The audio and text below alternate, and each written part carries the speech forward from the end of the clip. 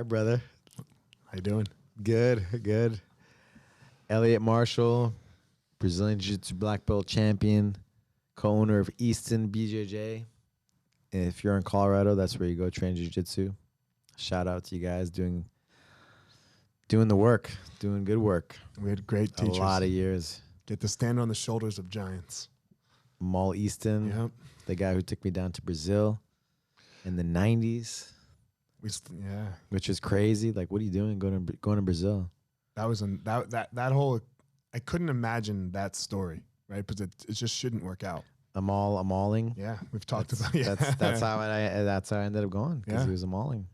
But like I'm reading Think and Grow Rich again, and just the idea of just the determination to keep going, right? This unwilling and undying determination that I'm going to figure this out is what this whole story for all of us is kind of about, right? Because it shouldn't have worked. Like there's like the luck behind it, the chance behind it, all of it, and you know. I mean, man, he graduated from acupuncture school, right? And then he's like, I'm going to go to Brazil. He started jiu-jitsu. He'd been doing Muay Thai and martial arts, right, growing up. He goes to Brazil, and he feels like the whole reason why he went to acupuncture school was to do acupuncture on Renzo Gracie's hand after he got hurt, right, a little bit after the Valetudo fights. Sure. You know, but like just going to Brazil with not knowing really anything, right? Not knowing the language, and crazy. He still rolls like this, though. I mean, yeah. He's still like there's not much different. He's still he's gonna do what he's gonna do. Like, you know, you hang out with him, you climb mountains. We climbed up the back of the Sugarloaf Mountain in Rio de Janeiro. Like, you know, it's like you have those moments like, am I gonna die if I do this thing? you know what I'm talking about, right? Yeah, man. I don't do anything with him because I don't want to die. And it's like, but he always figures it out. I don't want to die. I brought him my kayak, right? So my dad lived in New York City at the time, and he's like, "Can you bring my other kayak?" Because in Rio there's big waves. Yep. And he was a river kayak, extreme river kayaking guy, right? And so he's like, "Can you bring my other kayak because I lost my other kayak?" I lost my other kayak. Right. He didn't tell me the whole story. Right. And so when I got there, he told me the whole story, and he basically almost died, right? Like the wave crashed in on his river kayak, But all the Brazilians told him not to do it. Right. They're like, don't do this because this is how you die. And like somebody dies like monthly doing like. And so the wave hit the skirt, took him to the bottom of the ocean, and then the undertow took him out into the middle of the ocean. And then helicopter had to come, right, and he even made the news. Renzo tells the story of watching the rescue, and they're like, "Oh, what idiot is this?" And then they're like, "Oh, it's that gringo." Oh my God! And then he has me bring out his other one. Yeah, so he can do it again. And my dad never forgot me it was my first time going to Brazil. And I bring this big ass kayak. I wrap it around. You know, how do you transport a kayak on the plane? You have to wrap it up in cardboard. And he did this with skis with me. I was going to Maui. I'm going to Maui, right? And he knew this guy on Maui. He was like, "Hey," and I have little babies. Skis, like snow skis. Snow skis, yeah. Okay. There's no snow in Maui, right. right? He's like, "Hey."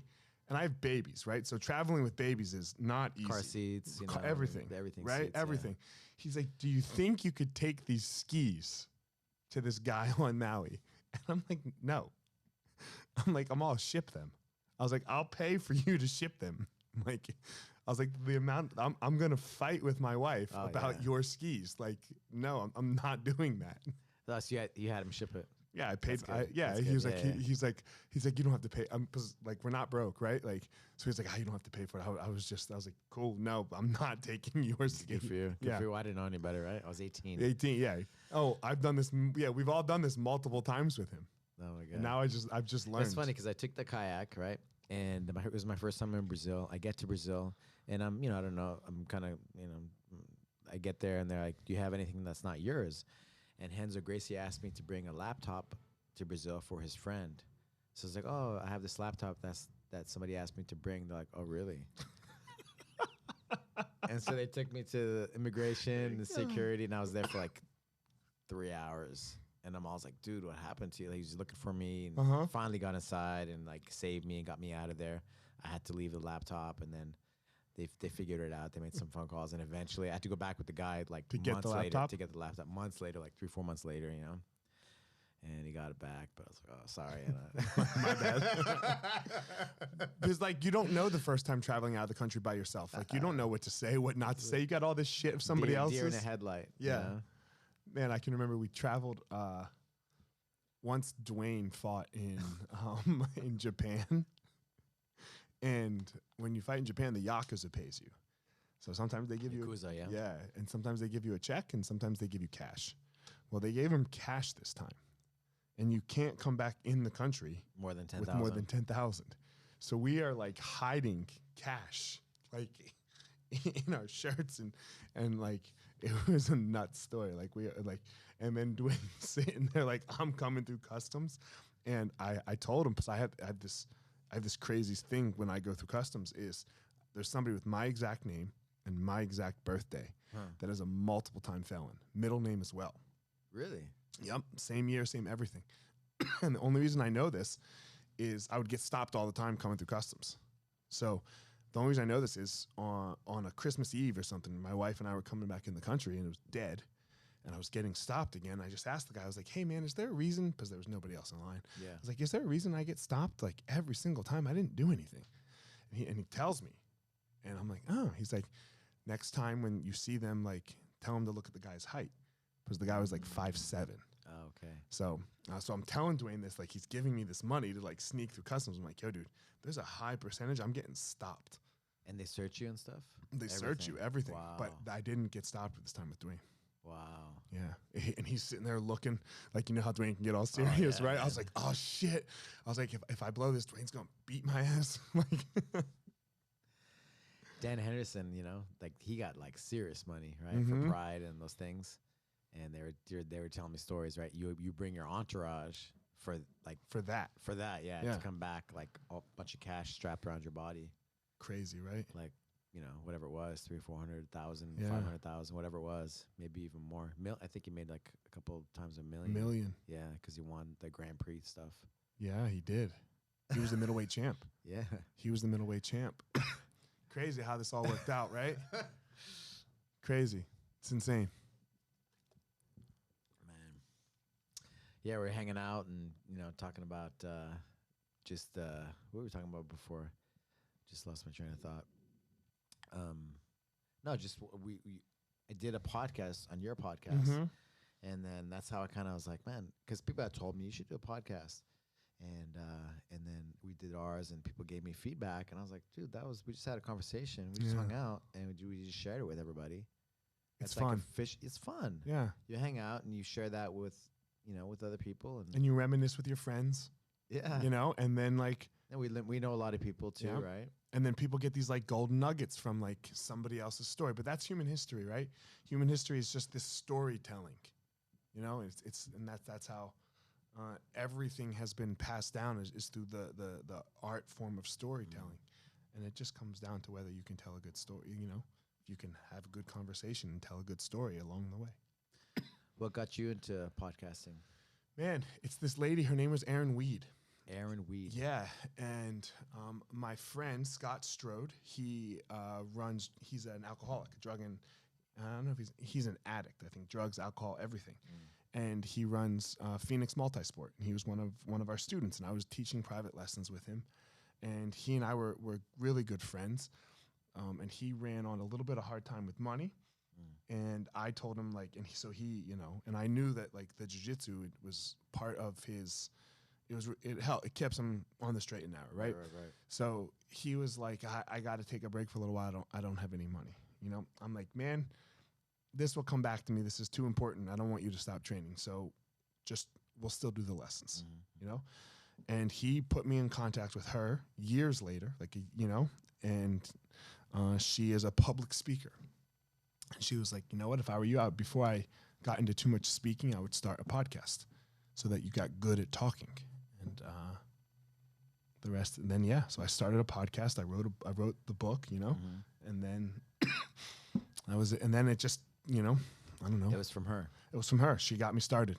She said, do it. And it's not expensive, right? So, Why did you, your book, talk to me, how did that come about? From her again, right? She told me, right. but why did I do it? Man, Your why. my why is, so my overall why of my life is to be the man that my kids think I am.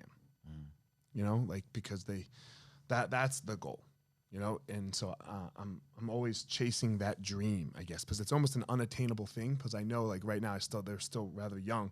They think you're a superhero, you know? So that's what I'm running towards, walking slowly, whatever you want to call it, so that they can grow up and be like, okay, they can have an example of what a man should do in the world, how he should take care of his spouse, how he should treat his children, the hard, the soft, the work.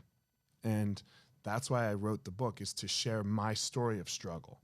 Because you know, when you announced me today, when we, you know, champion, owner, yada yada, and that's all true. You know, like, I won't take away, like, those accomplishments that I've had.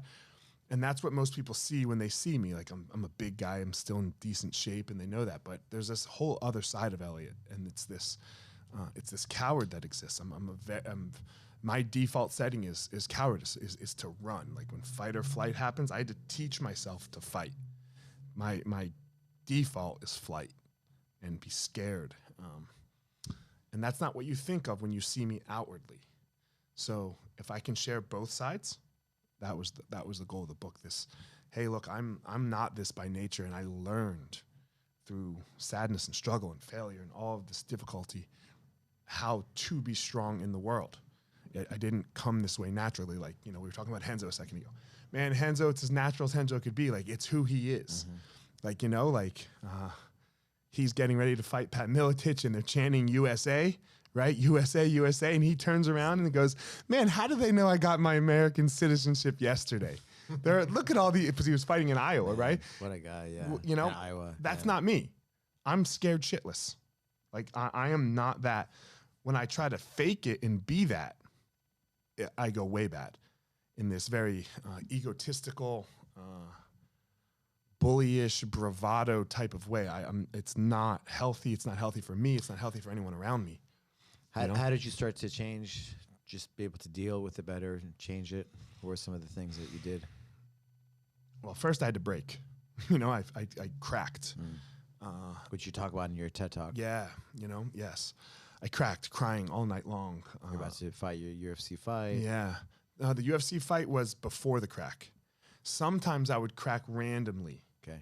Right? Like, it would happen and then it would end.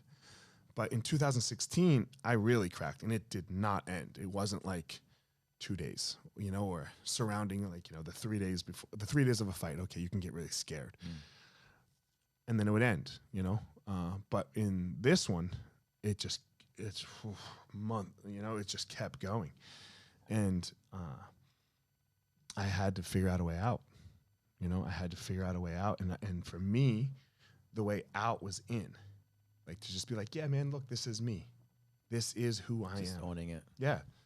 And stop trying to be Renzo. You know, because I can't. Put a facade up. Yeah, I can't be Renzo. And when I try to be that, this outwardly very tough person who's not afraid, I end up acting like an asshole. And then the anxiety gets worse, because now you got to live up to this. And if you can't live up to it, then at some point you can't live up to it, you know? Yeah. So I had to learn who I authentically was, and then work from there. Everybody has their insecurities, and everybody has it, right? Yeah. That's to be human. Yeah. Right? So it's like, just to be human, that you're gonna have that. We try to hide, especially as a man, right? Like, well, I just think even more so. And I just think, or it's different than it's different. It's different. It's not wrong, good or bad. Right. You know, I just think what is bad is we try to say that we don't have these insecurities, right, especially as men. You know, and where it's like, oh, we have to be this way. Especially like fighters. And, yeah. You know, like, or anybody, you know, like, look. I know that world, so it's Yeah. like, you know, you put on this facade, but you know, we're all scared. We're all scared. We have our fears. Yeah. Yeah, we're all scared. You're scared walking into that cage. Fears of insecurity, you know, and that we're not good Insecurity, enough. imposter syndrome, all of it, right?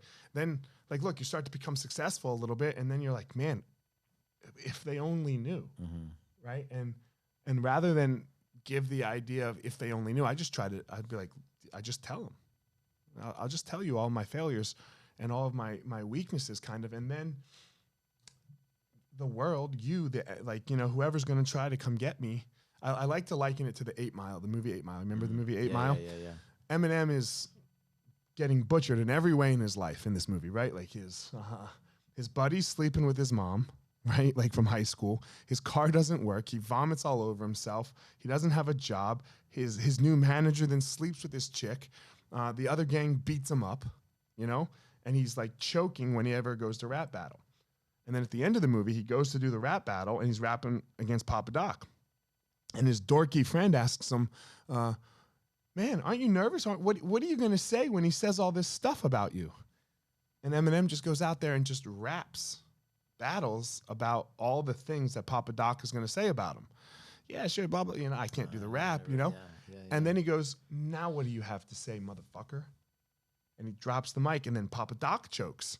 Because what Papa Doc was going to try to use against him, he owned it. He owned it. And now if you just own it, you know, Papa Doc is the metaphor for the world can't use it against me.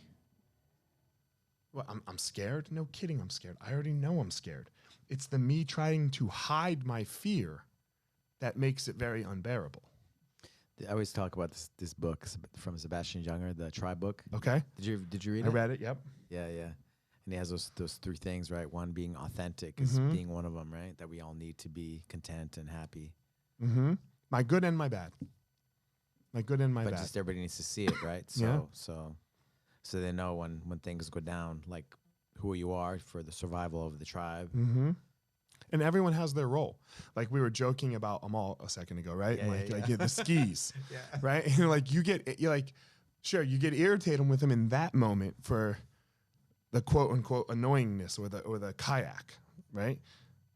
But if he wasn't who he authentically is, then this wouldn't have gone this way. Never gone to Brazil, right? You know, like he didn't want to clean the school. Because he wanted to go skiing or something, right? So then I got to clean the school and I didn't have to pay tuition. Yeah. So he is who he authentically is, and everyone is. No one can. I can remember I was working with this coach once, and he told me, Eliot, no one will act outside of their highest value. And I was like, outside of their highest value. It's not. The problem is you want them to act inside your highest value. I got you. And then when you mess up that expectation, there it is. Amal wanted a kayak, right? He wanted you to bring it down. And you're like, what the fuck? And your dad's like, oh my God, what the fuck? What are you strapped to his car? Yeah. He's like, what are we doing? But Amal's highest value is I want to go, right? Like he wants to do what he wants to do. Right. But that also is what got him to Brazil. And that's also what got him to meet Renzo. And that's also what got him to then come back to America and open the school. And then that's also what got me to be able to then go clean the school. Like that highest value of his. So how can I get mad at it? You know, you can't. You just got to roll with it, accept it, know who he is. Part of the story. It's part of the story. Part of the journey. Yeah, you know. So we can just sit down and laugh about it rather than be irritated by it. One of my favorite things is that story too of how you started by cleaning the mats, and now, and I say, you know, co-owner of Easton BJJ. You guys have all these locations. You guys are the place. You know, have I don't know, hundreds of black belts. You know, I don't know, do you know how many black belts you guys? I think we're at 130. 130, and yeah, man, just you cleaning the mats to doing that, to go fighting the UFC, to all your jiu-jitsu championships and everything else. I like to say I'm the luckiest person alive because 2 things.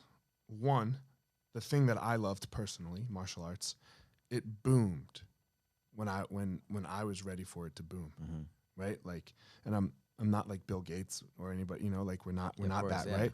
We're not. But that, like, if Bill Gates was born 10 years earlier, Same thing with Elon Musk, right? Just wouldn't, like, the timing wouldn't have, or 10 years later, somebody else would have done it, just wouldn't have been that person.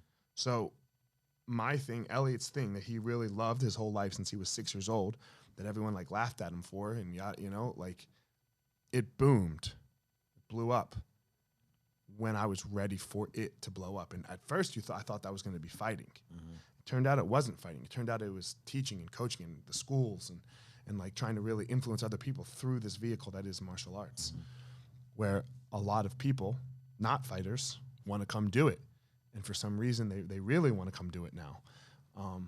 So that's the luck. The first piece of luck is that my thing boomed. The timing, yeah. The second piece of luck is that my hard work can actually pay off, because there's so many people that work so much harder than me for water and food, right? They work 3 times as hard, and it's to put food on the table and only like skate by. My hard work has been able to pay off in a way that has been spiritually, mentally, financially, vocationally very fruitful for not just me, but for many other people as well. So that is the massive luck of my life. And it doesn't take anything away from the hard work that we all had to do to make it happen. Like I'm all living in the gym. Yeah. Him, separating and building a bunk bed in the back of the gym, sleeping in the gym. And then he's already a little bit older. Yeah. And then he let Jay live there when he got a house.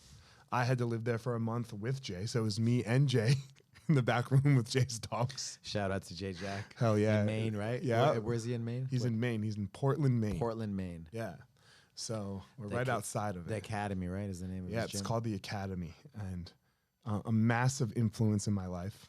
You know, like the two of them, I would say as a young adult, it was Amal and Jay who really influenced my life in the most massive ways. Like, you know, because you need that, not quite a dad figure, but a dad figure when you leave your actual dad, you know? And that's who they were for me. And yeah, they say like uncles and those it's not your dad, but it's like some other male figure. Yeah, we need them. Influences you, yeah.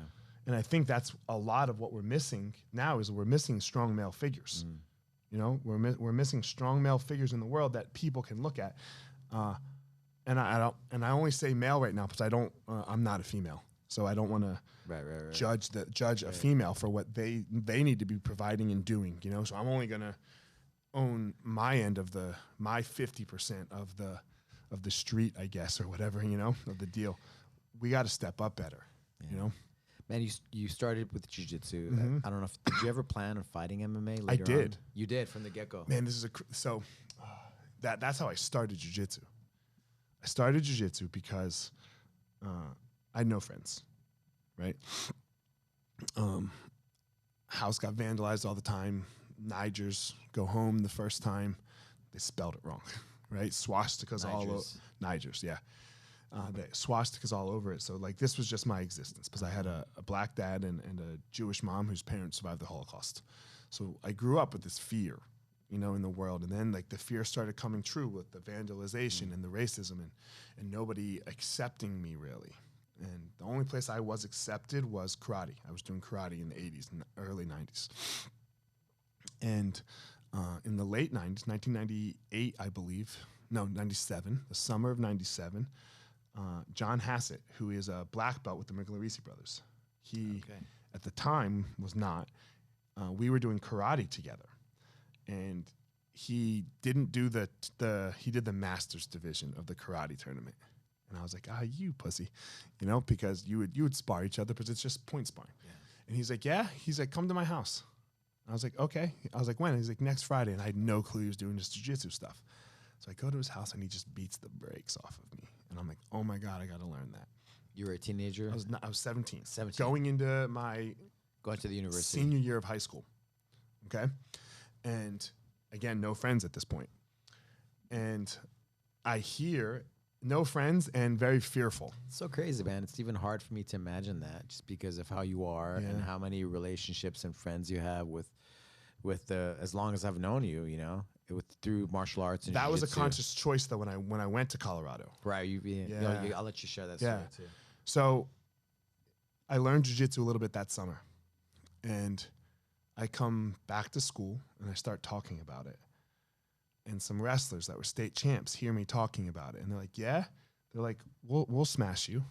And I was like, okay, cool, let's try it. And I was stupid because I wasn't very good yet, right? And wrestlers can be monsters, you know? Especially as a white, I'm not even a white belt, I'm a white belt. So, but I end up beating them. And like in that moment. What'd you get him in? I got one in a triangle, you know, and they turtle, and I got one and I choked them. Nice. You know? And in that moment, I started to get some friends. Like the next day, people were like, yo, Eliot. And they started to be cool to me. I think like 2 weeks later, a girl kissed me and I'd never gotten, and I'm like, oh. So I start to like connect fighting with safety in the world. And this ended up being my detriment with fighting, connecting the two. So I just start saying, I'm going to fight. Well, the first thing I had to do to fight, according to the UFC, was learn jiu-jitsu. So there, you know, so that's what got me down this jiu-jitsu road.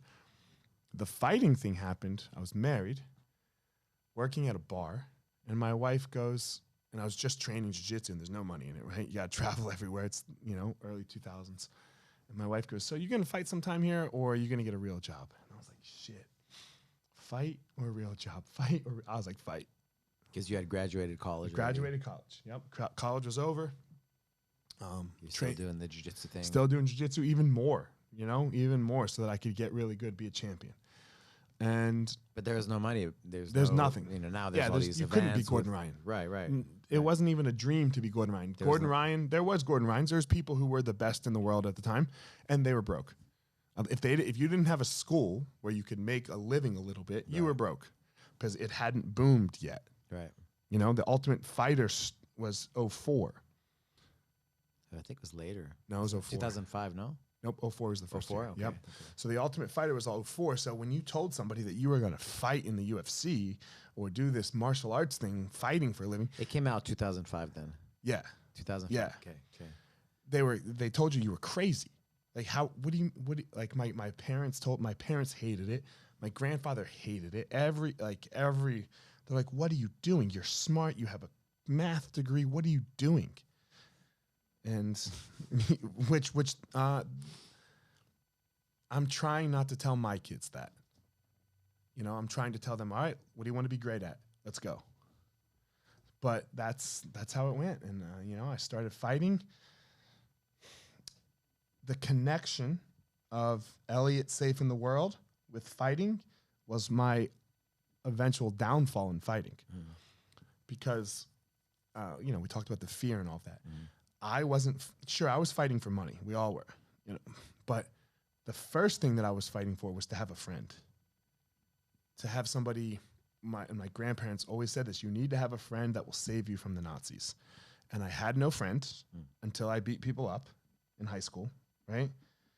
So therefore, I have to beat people up to have friends that are going to save me from the Nazis when Hitler comes again. Because that was ingrained in my head. Hitler will come again, and you need to have a friend that will hide you. You grew up in Jersey? I grew up in Jersey. Huh. Yeah. You know, but that was so ingrained in me. So now I'm connecting fighting with being safe in the world. And that's, you know, and now I get very scared to lose. And if you watch my style of fighting, I didn't fight in this very aggressive, go for the kill type way. Because, you know, when you go for the kill, you can also be killed. Right. So that was my downfall. But hey, here we are. Yeah. Man, tell me about high school for you. How was high school for you? Like, man, terrible. you didn't kiss the girl till you was like 7. That's about. I was 17. 17. And 17. You had no friends. I would walk the halls alone. You know, the only time where people would actually spend decent time with me was like in class because you have to sit next to somebody. I ate lunch alone. Somebody every day, man. My sophomore year of high school. Did you go to the library or anything? No, I just ate in the cafeteria by myself. Yeah. Like some other people would be around me, but like we wouldn't bully you or, you know, mess with you? Nobody bullied me. You just stayed so quiet.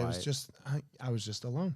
I was, you know, it was just, it was an existence of by yourself.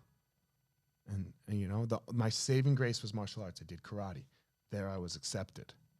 So this has always been like my safe haven of where I can be.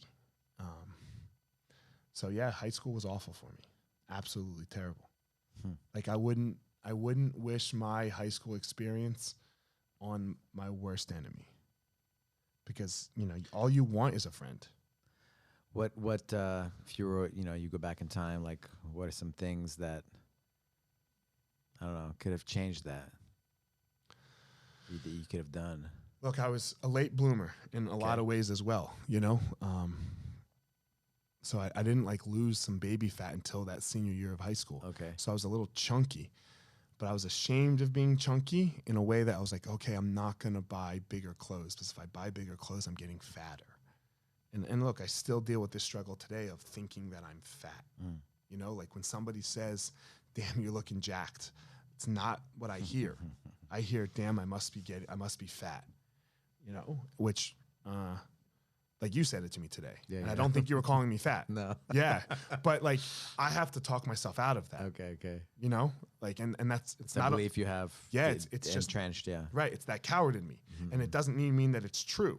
It means, okay, that's where my default went to, which is I can't really do much about my default. What do I do after the next step after default? What do I do with that? You know? So that didn't help myself there. When, you know, my first couple times that I asked girls out, middle school, you know, I shot for the 10s, Alberto, and they weren't going. They're like, you know, and I just kept shooting for 10s, and that was, you know, then you had no success, and then you get made fun of. You know, do you have sisters? I had a sister. I have a sister. Younger or older? Younger. Okay. You know, but she had the same experience as I did. Okay. Yeah, her experience was mine, but she didn't have karate, so hers was a little worse probably. And girls can be meaner.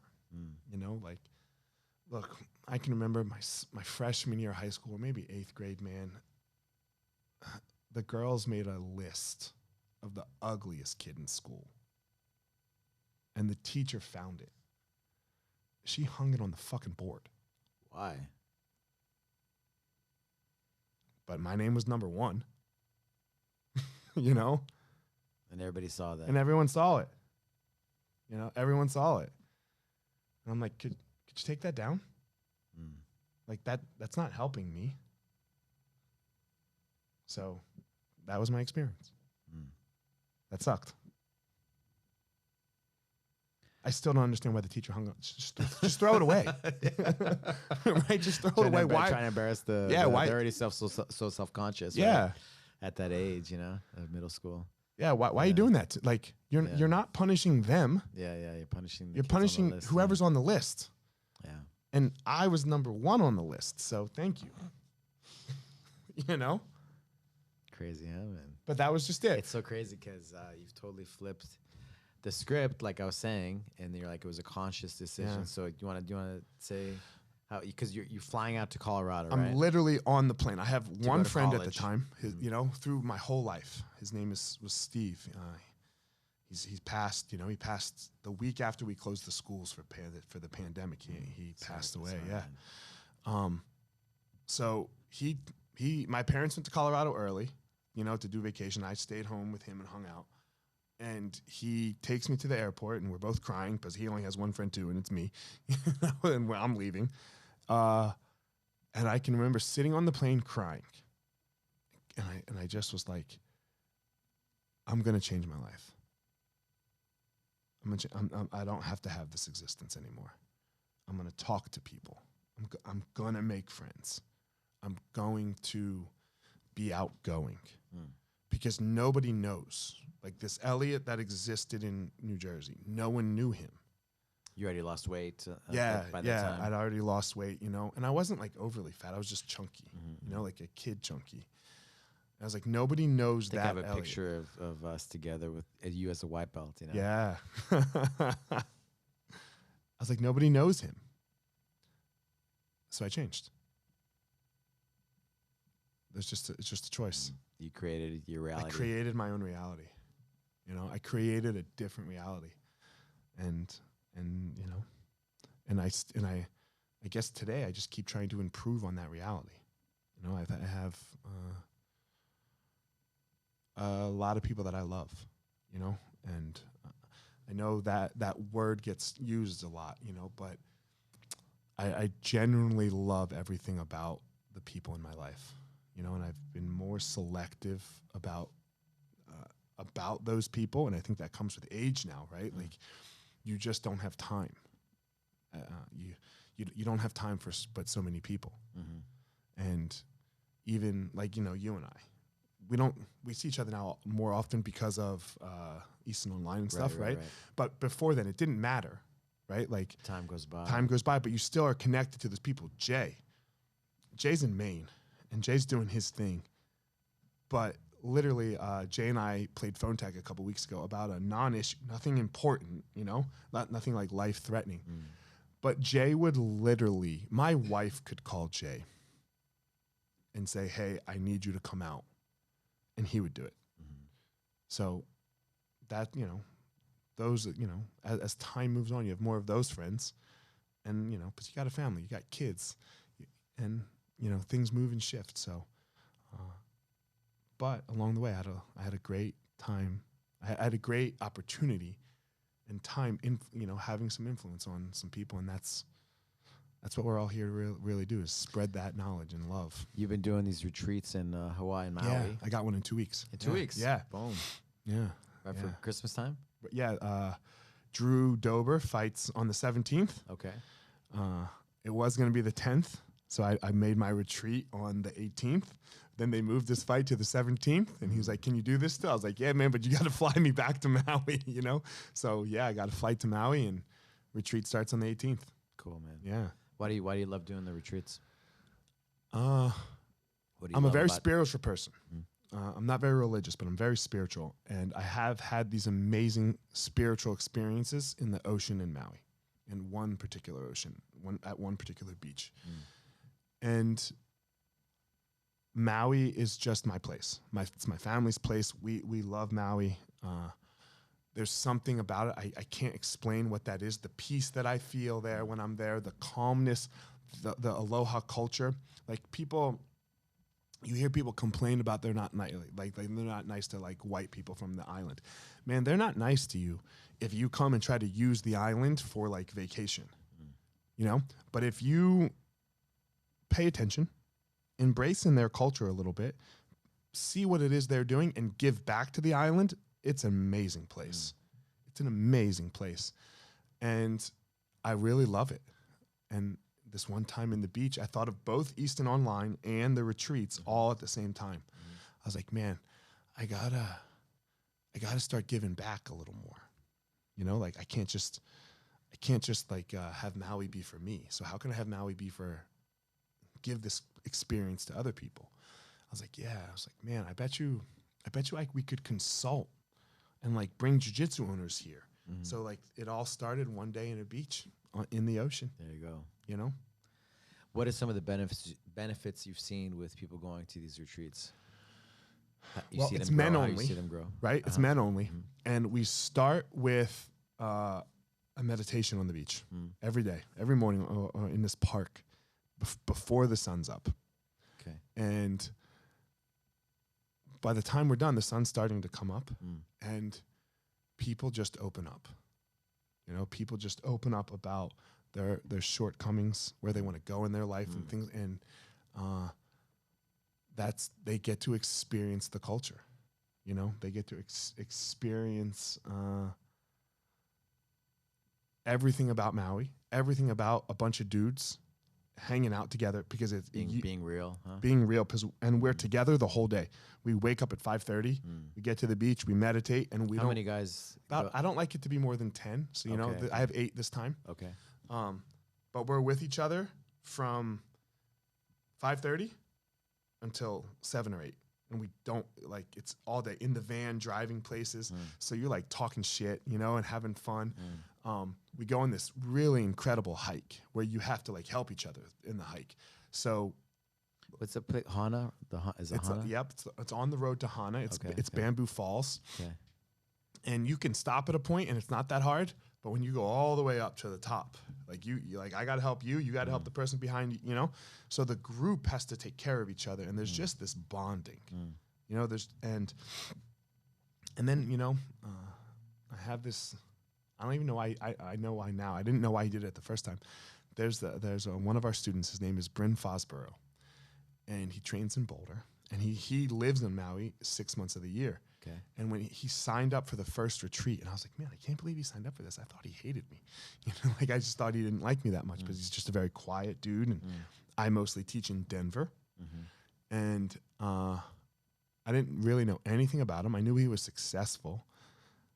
On the first day, I asked everybody why they came. And he was about to be the retiring COO of this company called Trimble.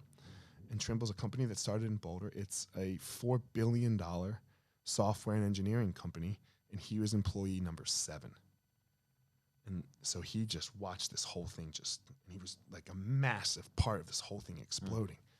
And and he's a uber successful dude now, right? And he told me that he listened to one of my podcasts with Big Alex Huddleston. You know Big Alex, right? Big Alex, yeah. And we were talking about leaving a career and changing, you know, like when we both had to leave MMA. And he was really greatly struggling with leaving his career, because it's the only thing he was. He's like, I wasn't that great of a husband. I wasn't that great of a dad. But I crushed this. You know, I crushed Trimble. But now I'm scared. And he was up all night, sleeping, panic attacks, all this stuff. And when he heard our podcast, he's like, it kind of saved my life. So I've always had this connection to you because of that podcast.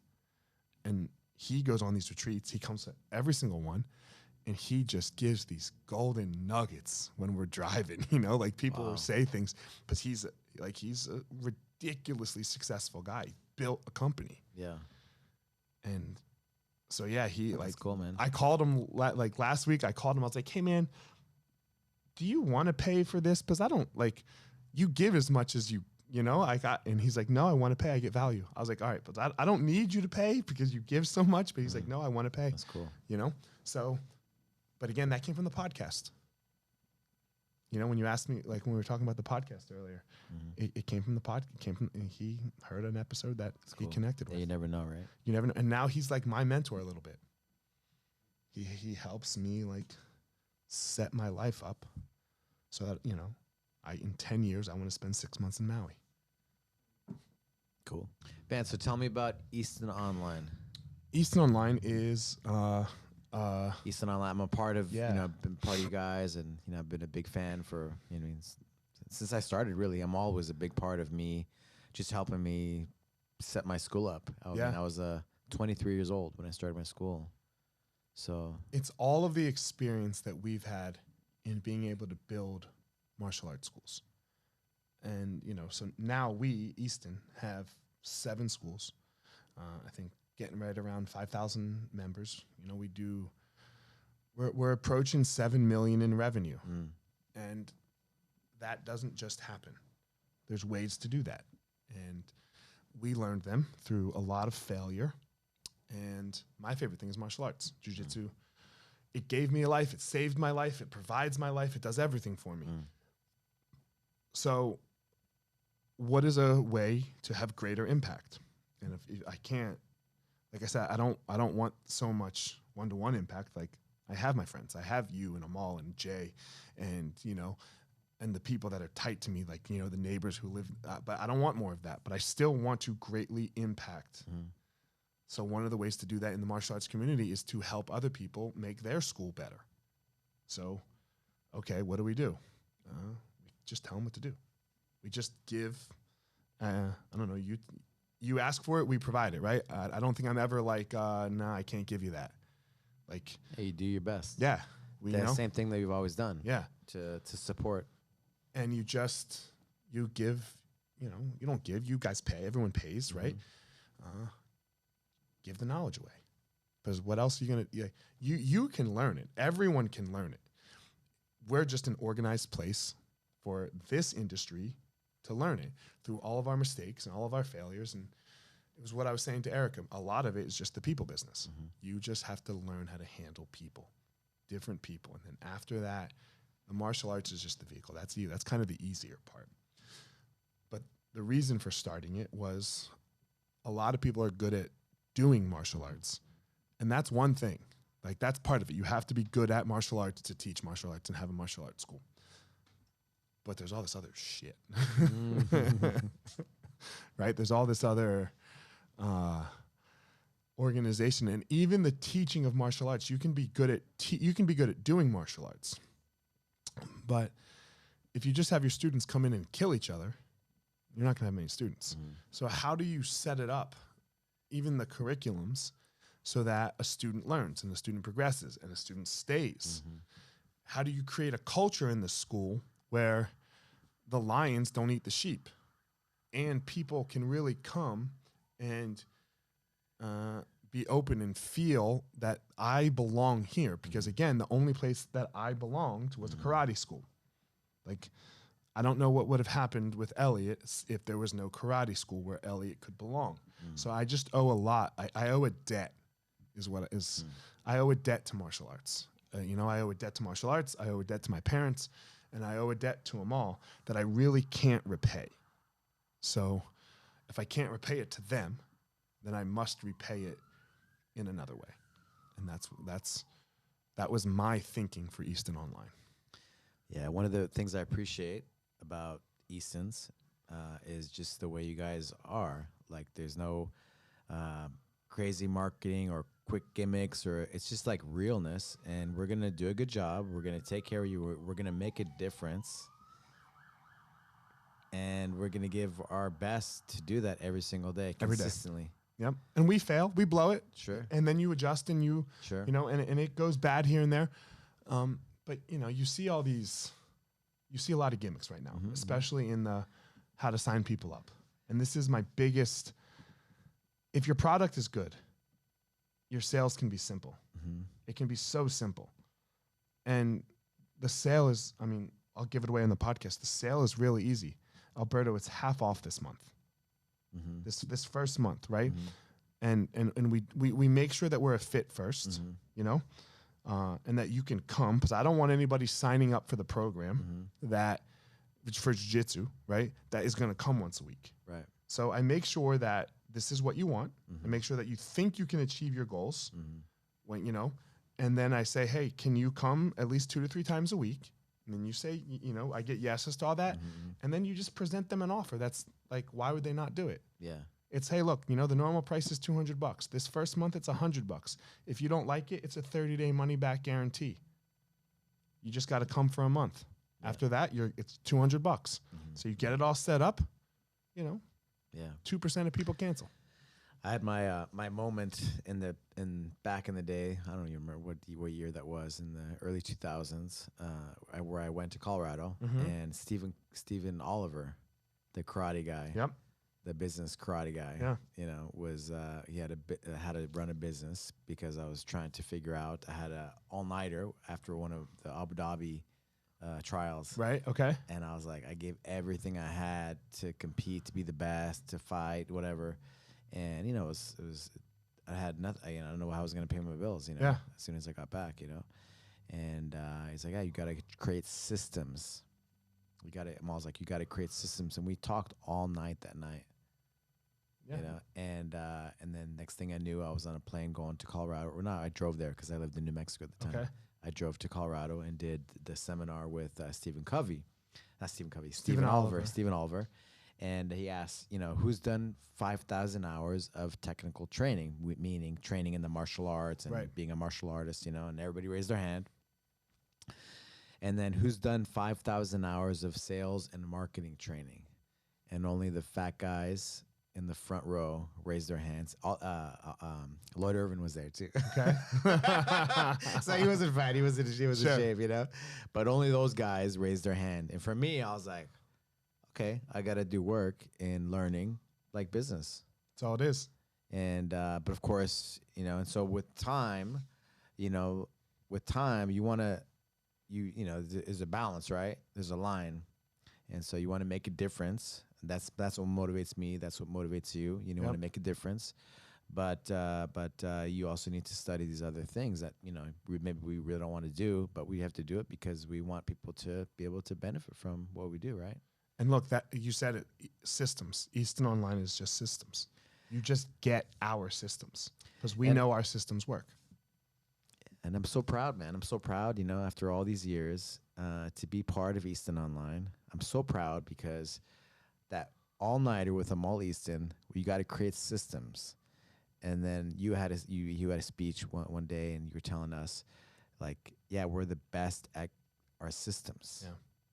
And I was like, cool, I'm in the right place. I'm in, you know? So. And that's all it is. Yeah. But that's all it is. It's a lot that's all it is, but it's a lot of work, a lot of years. It's a lot of years. A lot of years of failing. Yep. You know, I'm all sleeping in the bunk, you know, the back of the storage shed in the back of his gym. Look, the way we sell with the half price thing, I learned it from selling Groupons. Because remember when Groupon was a thing? Sure. And these people would, you know, you in the beginning of the year, hundreds of people would flock. And then I'm like, God, okay, this seems to get people in. They're not the best qualified leads. How can we take that? I'm like, okay, so what if we just offer our own Groupon? Like, why do we have to use Groupon? And what if that just becomes the sale? And then that was it. Like, I learned it from the failure of Groupon. And then you do a good job, and people stay, right? Yeah. Like if they're not ready, they won't. It's okay too. It's fine.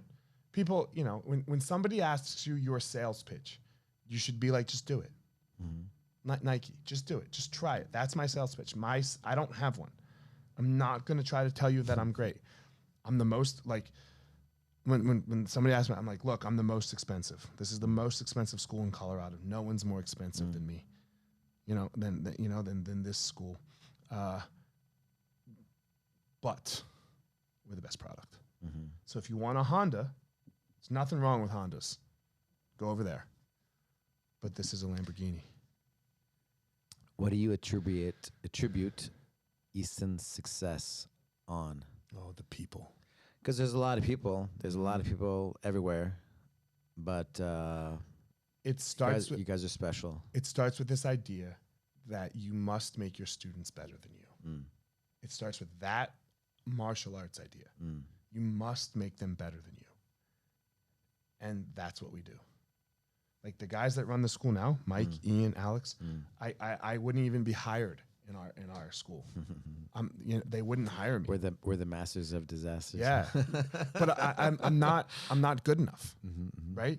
But because they're so much better, and the people that they're creating are going to be better than them because they get to learn from the mistakes.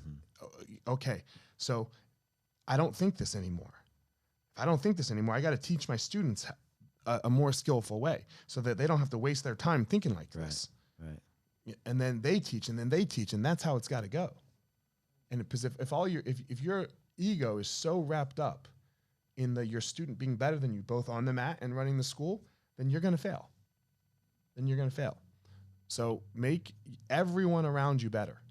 And if you do that, then, you know, I get to come hang out with you because I'm not allowed to go work in the schools anymore, right? Like, I get to come hang out with you on a Wednesday.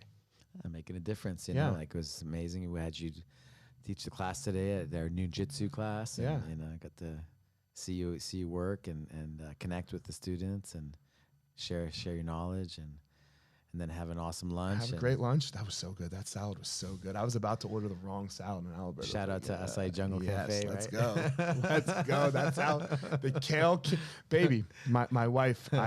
We have this, you know, long funny story about quinoa because she used to tell me that quinoa is high in protein. I was like, baby, quinoa is high in protein for a non-protein, you know, a non-meat. So, but I need meat. But I just want to let my wife know that I had a kale quinoa salad, and it was amazing. It was amazing. So, but yeah, that was it. You know, when you say what it was, like Amal never held me back. When I was coming up, and Colorado didn't have enough, he sent me to Henzo's. You know, and he wasn't worried about me leaving. You know. And then when I wanted to fight, he brought Dwayne in. And then I got to go to to Tease KO at the time it was called, where Nate was, and learn. And then that connected me to go down to Jackson's. And I remember Brendan Schaub was there, starting the. Yep. Yeah, and we were, all these and guys. we were all there. But Amal was never afraid of my stars shining. And that's very rare, I think. And I think that's another Amal quality, because he wants to do what he's going to do. He never holds you back from doing what you want to shine at. But that's very hard. You know, and he says he learned that from Henzo. Because you as a teacher, sometimes you're like, no, don't go over there. I have everything you need. But we don't have everything somebody needs. And as they grow, like, I love my dad. But like we talked about earlier, he helped me to a point when I was 18. And everybody starts fighting back against their dad at some point, as my children will. And they're going to need other mentors, other, most likely male figures that can be a uncle, father type figure that are then going to go lead them. And Amal was never afraid of the next person that I was going to go with. And I would say that mentality and that idea really stretched. It's part of the magic, huh? Yeah, it's part of the magic. Is we're willing to take chances with people and ideas, fail at them, have it go as bad as can be, and then do it again. Because don't let it change you. Don't let it change you. Because you're along this way of trying to give people their room to shine, they're going to burn you. Some people are going to burn you.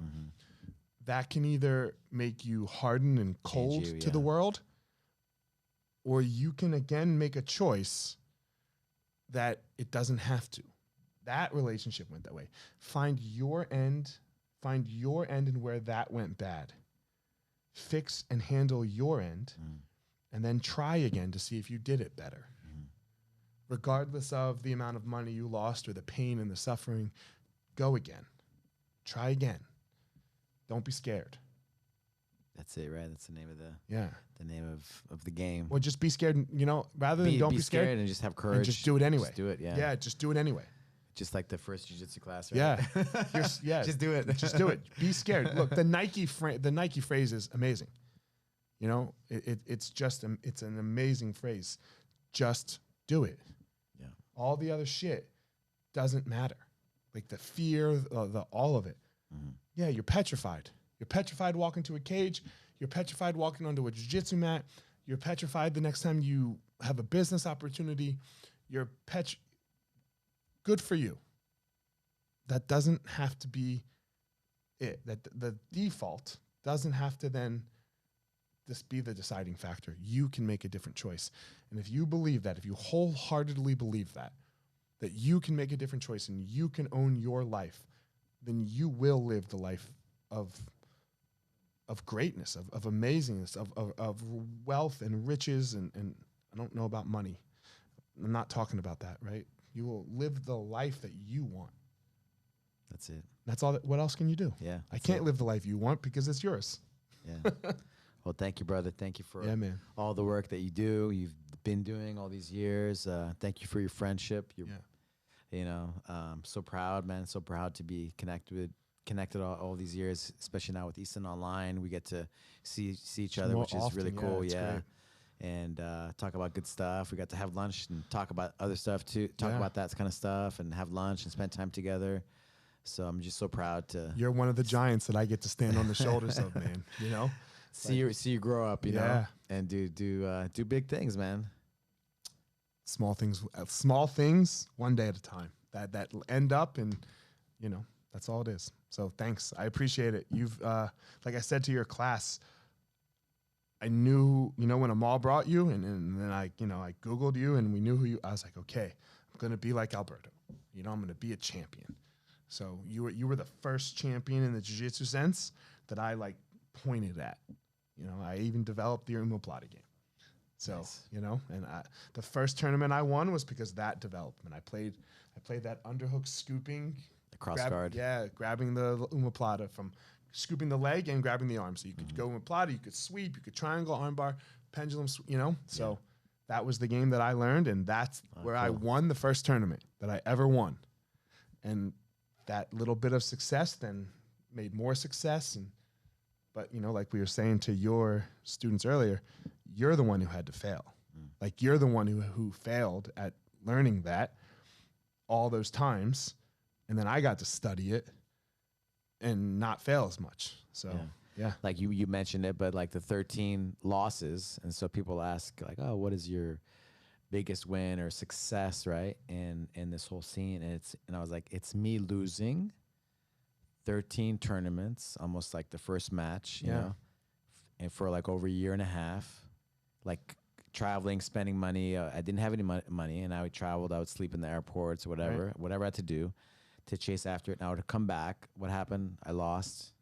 Tell everybody that. Feel like, you know. Feels like, terrible. Yeah. And not giving up, and then coming out the other side and being a world-class blue belt. Yeah. Because I could have quit, and I would have never have known that. You know, I was already there. I was just inches away. And that experience has given me the confidence in everything that I do in my life. It's just like so ingrained in me. But you didn't know that I studied your game. Yeah. Right? You didn't know that I studied your game, and that's what led to my first win. So I only had to lose once or twice. It spreads, right? It spreads like a pebble in the water. And you don't know about it, like the ripple it makes. Yeah. You know, so I only had to lose twice. Yeah. I didn't have to lose, right? I lost twice before I got a massive win. Yeah. And then that was it. And then that gave me the confidence to go. And then I had to spread my own ripples and yada, yada, you know? But that was the first ripple. Yeah. Thank you, brother. Hell yeah, man.